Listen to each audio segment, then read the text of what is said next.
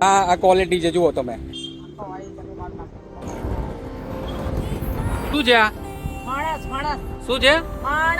સુનાઈ દે રહા હે, બેરા નહીં હું મેં. ફણસ છે. અને ઇંગ્લિશમાં શું કહેવાય?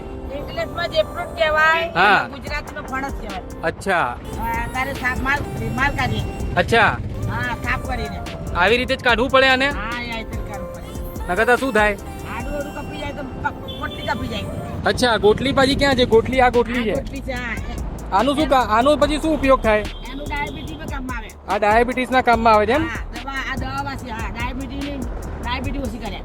આમાં શું કરવાનું? શું આને વાટી નાખે લોકો? આ બાફી, આછેથી બાફીને શેક માટીને પાવડર બનાવી દે. અચ્છા, આ ડાયરેક્ટ ખાવાનું આવે છે. આ જો આ જેકફ્રૂટ છે. આ ગોટલી.